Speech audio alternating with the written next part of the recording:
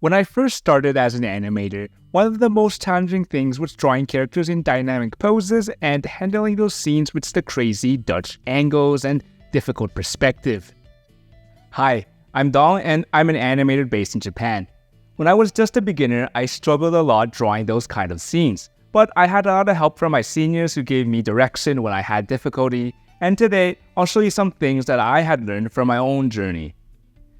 I started animating traditionally when I first came to Japan, believe it or not, and one of the best things that helped me out when I first started drawing was one of those posable artist action figures.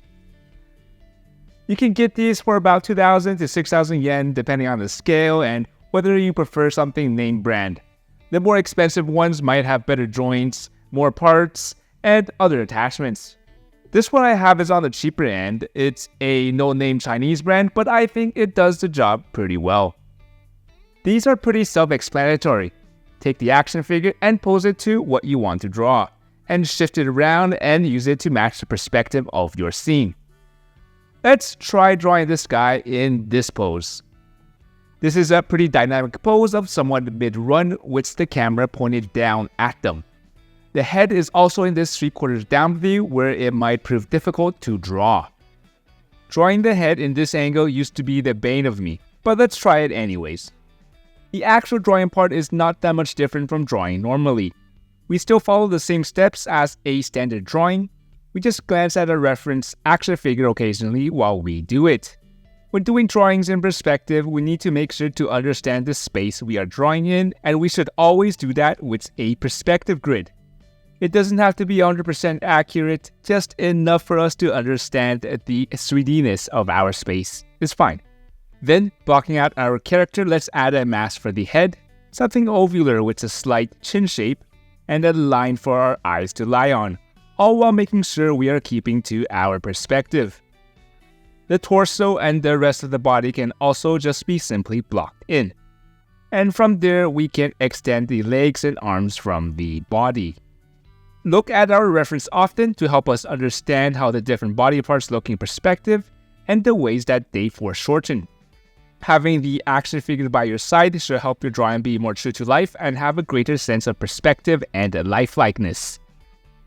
With our quick shorthand for the body done, we can create a new layer on top, lowering the opacity on our current one, and start drawing our character Tartan on motto and adding details. The face in this angle is not the easiest to draw, but that is why we have our action figure reference. The eyes sit at a bit lower on the head as we are looking down at our character as all the features are foreshortened. The angle is not that extreme, so try avoiding compressing the features too much, especially the eyes.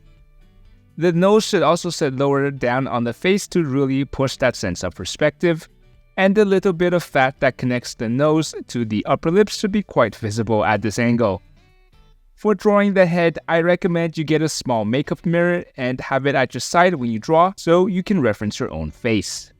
Moving down, the lower lip should also be protruding out and pushed back a bit. With our head done, we can add the hair. To make a pose feel more dynamic and create a sense of movement, have the secondary action in your drawing, such as by having the hair flow out in the opposite direction of the movement. We can then draw out the rest of our character. Note that our action figure reference should really only be used as a reference. And to avoid our drawing becoming too stiff, we should still be making design decisions as artists to make the best drawing we can.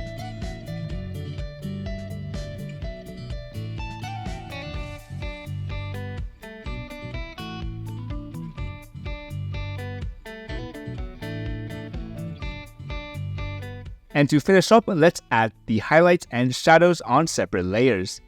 And like always, use blue for shadows and red for highlights.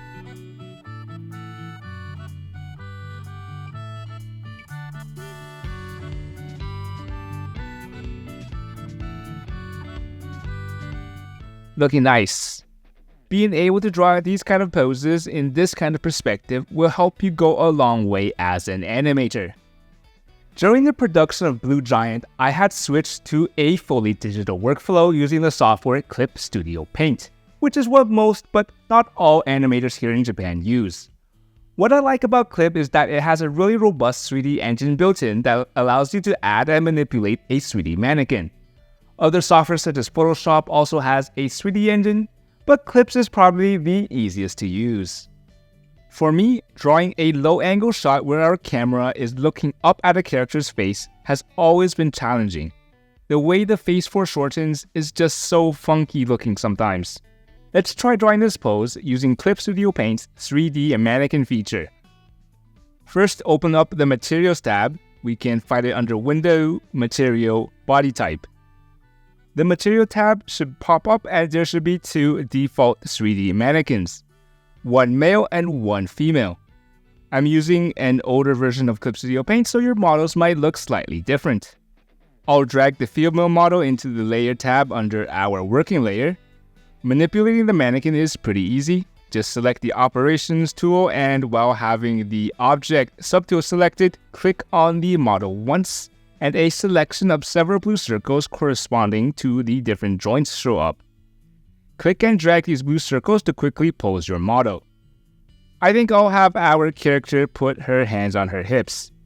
We can also manipulate the camera using the selection of buttons at the top.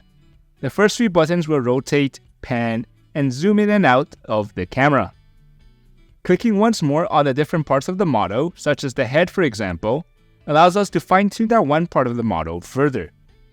Here I tilt her head up a bit, and I do the same for her torso to have her lean back a bit more.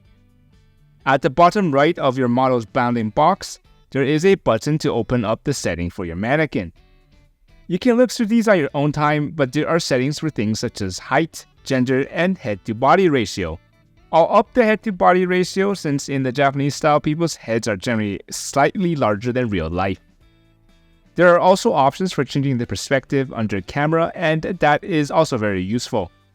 You can use this to either make the scene feel more wide-angle or telescopic, depending on your settings.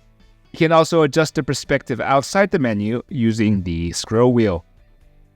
I don't actually use it too much here, but the All Sides View tab you can find under Windows is also very useful for working in 3D. If you ever used a 3D software, you should find yourself right at home here. Alright, we can lower the opacity of a 3D mannequin and we can start drawing on a new layer on top. Let's use our 3D layer as a reference, but don't trace it or anything or else our drawing will look extremely rigid.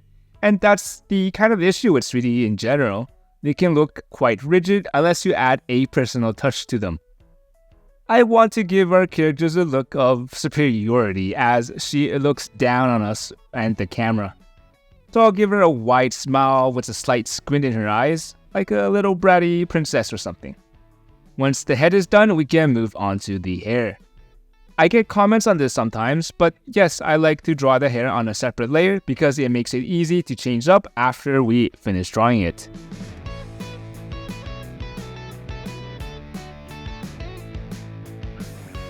Alright, let's fill in the rest of the drawing. We'll give her a nice posh blouse and a matching skirt.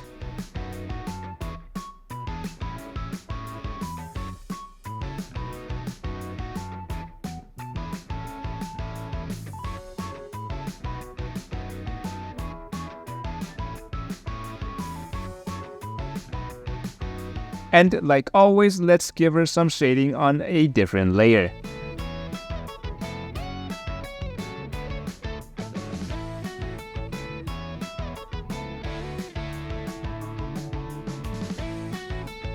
As a bonus, here's how you can draw a tartan pattern in anime.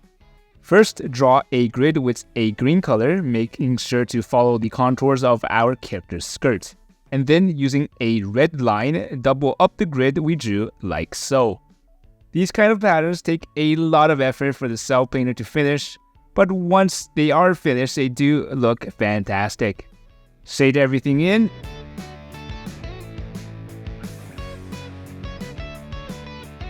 And we're done. She looks so cute. Alright, thanks everyone for watching. I hope this was useful. This channel is supported by my Patreon members, and I am very glad to have you guys help keep this channel running. Patreon members get some unique content every month, including extra videos and a look into my professional work. Anyways, links are down below, and follow me on socials too if you want. See you next time.